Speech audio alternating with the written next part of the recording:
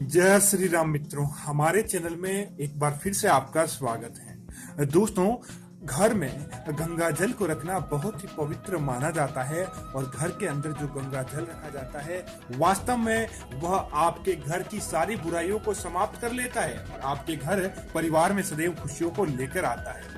लेकिन दोस्तों, अगर आप इसी गंगा जल को अपने घर के अंदर सही तरीके से नहीं रख पाते हैं तो वह खुशियों की बजाय आपको असफलता प्राप्त करवा देता है। दोस्तों, वैसे तो हमारे देश में बहुत सी नदियां हैं, लेकिन जो बहुत पुण्य मानी गई है भगवान शिव की जटा से निकलने वाली भागीरथी नदी, जो कि पवित्र नदियों में से श्रेष्ठ और पूजनीय है। शास्त्रों के अनुसार घर के अंदर अगर गंगा जल होता है तो व्यक्ति के पूरे पाप धुल जाते हैं और उसके जीवन में आती है तो अच्छाई। दोस्तों, ज्योतिष शास्त्र में भी गंगा जल को लेकर बहुत से उपाय बताए गए हैं जिन्हें अपनाकर व्यक्ति अपनी परेशानियों से मुक्ति प्राप्त कर सकता है। तो जानते हैं ऐसे कौन से उपाय हैं जिनको करके व्यक्ति अपने जीवन में सफलता प्राप्त कर सकता है और अपने जीवन में वह जैसा चाहता है वैसा हो सकता है।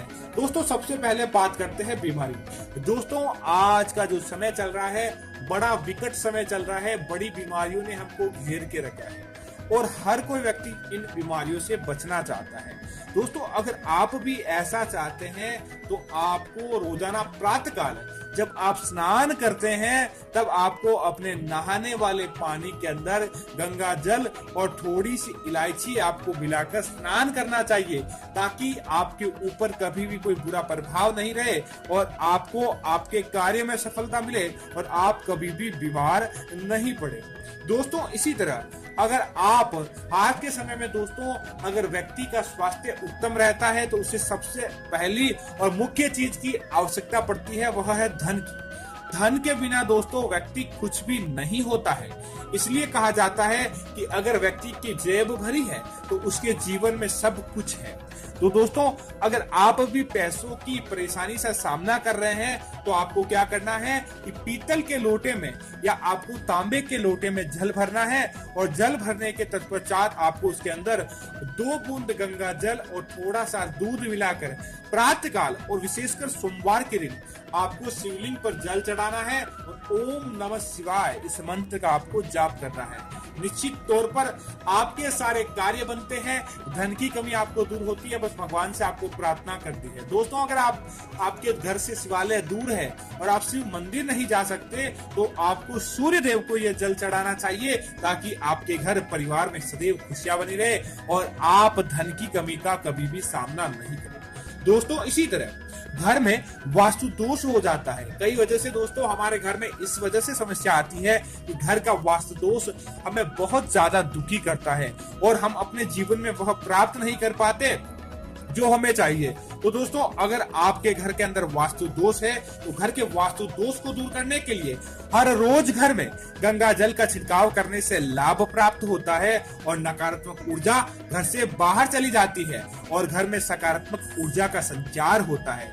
दोस्तों, कई बार हालत ऐसे होते हैं कि दोस्तों व्यक्ति को कर्ज भी लेना पड़ता है और आज का समय ऐसा है कि किस व्यक्ति ने कर्ज नहीं लिया है। कर्ज लेना दोस्तों बहुत ही सरल होता है, लेकिन दोस्तों अगर आपके घर का कर्ज लेकर आपके ऊपर उतारना भारी पड़ चुका है, वह कर्ज बढ़ चुका है और आपको कर्ज को उतारने में बहुत सी मुश्किलों का सामना करना पड़ता है, ऐसे में दोस्तों गंगा जल का उपाय आपके कार्य में आ सकता है। बस आपको क्या करना है कि पीतल के बर्तन में गंगा जल भर लें और उसे अपने कमरे की उत्तर दिशा में रख दें। ऐसा करके आप बहुत जल्द कर्ज से मुक्ति प्राप्त कर सकते हैं। दोस्तों, आपको क्या करना है कि तीसरे दिन आपको इसे बदल देना है और आपको हनुमान जी से कर्ज मुक्ति है तो आपको हनुमान बाहु का हनुमान अष्टांग या फिर हनुमान चालीसा का पाठ करना है। आपके जीवन में सदैव खुशियां बनी रहेगी और आप अपने घर में सदैव माला माल रहेंगे। आपको कर्ज कभी भी परेशान नहीं करेगा। दोस्तों, घर की शांति के लिए गंगा जल को घर में रखना बेहतर होता है, इसलिए आप इस बात का जरूर ध्यान रखें कि गंगा जल को आपको आपके घर के मंदिर यानी कि घर के पवित्र स्थान पर रखें। कहते हैं कि इससे परिवार में खुशियां बनी रहती है और आपके घर परिवार में सदैव खुशियां के साथ साथ आपके जीवन में कभी भी कोई कष्ट नहीं आता है। दोस्तों इसी तरह गंगा जल से जुड़े आप कोई भी उपाय करते हैं तो आपका वैवाहिक जीवन, आपका जीवन सुखमय होता है और साथ ही साथ रोजाना इसका सेवन करने से आपको पापों से भी मुक्ति प्राप्त होती है। दोस्तों कई व्यक्ति क्या करते हैं कि भूल जाते हैं, गंगा जल को अपने घर में रखकर वह भूल जाते हैं, जिसकी वजह से उन्हें कई बार अच्छे की बजाय बुरे का भी सामना करना पड़ता है। दोस्तों जिसका स्वयं कारण होता है हमारे द्वारा की गई गलतियां, इसके अलावा उसका न तो कोई कारण होता है और न कोई व्यक्ति को उसका पछतावा भी इसी कारण उस व्यक्ति को करना पड़ता है। अन्यथा दोस्तों उसके जीवन में इस प्रकार कष्ट आते रहते हैं जिसका उसे स्वयं मालूम नहीं चलता है कि उसके जीवन में ऐसा क्यों हो रहा है। तो दोस्तों अब बात करते हैं कि घर में जो गंगा जल रखा है उसे रखने के लिए हमें क्या सावधानियां रखनी चाहिए। दोस्तों आपको गंगा जल हमेशा आपको ऐसी जगह पर रखना चाहिए जो सबसे पवित्र जगह हो या शुद्ध जगह हो। शुद्ध जल के अलावा आपको कभी भी ऐसी जगह पर गंगा जल नहीं रखना चाहिए। दोस्तों अधिकतर लोग गंगा जल को प्लास्टिक की बोतल में रखते हैं। हाँ दोस्तों आप प्लास्टिक की बोतल में गंगा जल लेकर आए हैं तो इसे आपको बदल देना चाहिए। गंगा जल को हमेशा तांबे, चांदी या फिर आपको किसी धातु के पात्र में रखना अच्छा माना जाता है। प्लास्टिक के अंदर गंगा जल को नहीं रखना चाहिए।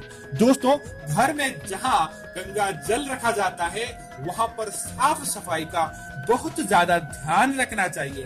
गंगा जल दोस्तों बहुत ज्यादा पूजनीय होता है और इसकी वजह से इसके आसपास पवित्रता बनाए रखनी चाहिए।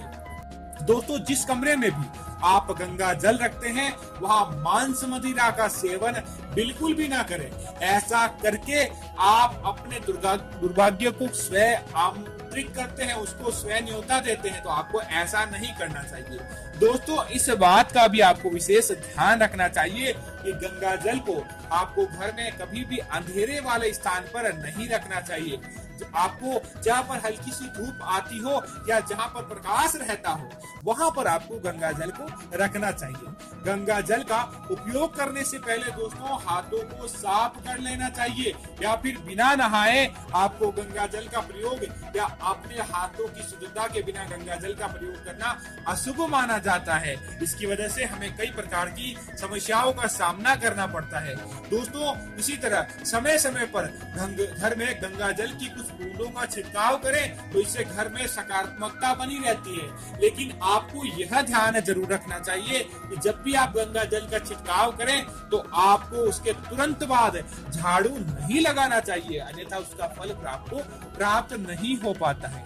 दोस्तों हर शनिवार एक लोटे में साफ जल ले और उसमें थोड़ा सा गंगा जल डाले और उसके बाद दोस्तों अगर आप उसे पीपल को चढ़ाते हैं तो ऐसा करने के साथ शनि के साथ कुंडली के अन्य दोषों से भी आपको मुक्ति मिल जाती है और आपको गंगा जल का फायदा प्राप्त होता है। दोस्तों कई बार महिलाएं ध्यान नहीं रखती और अपने मासिक दिनों के अंदर वह ऐसी गलती कर बैठती है कि गंगा जल को छू लेती है। दोस्तों आपको भूल कर भी इस समय आपको पूरा ध्यान रखना चाहिए और गंगा जल को नहीं छूना चाहिए, अन्यथा आपको उसका सकारात्मक प्रभाव की बजाय अशुभ फल प्राप्त हो जाता है। दोस्तों कई व्यक्ति ऐसे होते हैं जिनके विवाह में विलंब प्राप्त होता है और वह चाहते हैं कि उनका विवाह हो जाए। तो आपको क्या करना है कि पवित्र गंगा जल आपको एक कटोरी के अंदर लेना है या आप कांच के पात्र के अंदर भी ले सकते हैं और उसको लेकर उसके अंदर दोस्तों भगवान विष्णु को याद करके हल्दी की एक गांठ को उसके अंदर भिगो दे।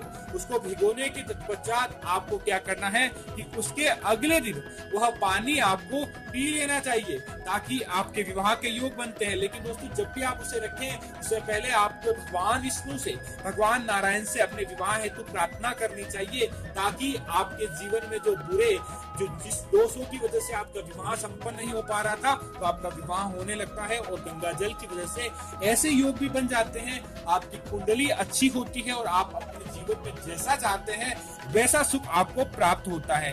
तो ऐसा माना जाता है दोस्तों गंगा जल का शुद्ध प्रयोग और गंगा जल को रखने की सावधानियां। तो उम्मीद है कि यह जानकारी आपको अच्छी लगी होगी। ऐसी अन्य जानकारियां देखने के लिए हमारे इस चैनल को सब्सक्राइब करना ना भूलें, साथ ही साथ इस वीडियो को लाइक करें और अगर आप भी अपने घर के अंदर गंगा जल को रखने में कोई गलती कर बैठे हैं तो कमेंट में हमें जरूर बताएं और साथ ही कमेंट में जय श्री कृष्णा जरूर लिखें ताकि ऐसी जानकारी आपको मिलती बहती रहे। जय गंगा माता मित्रों। दोस्तों, इस चैनल को सब्सक्राइब करना ना भूलें, वीडियो को लाइक और शेयर जरूर करते रहें ताकि तुरंत प्रभाव से मिल जाए। और यह वीडियो देखते देखते आपको कमेंट में जय गंगा माता जरूर लिखना है।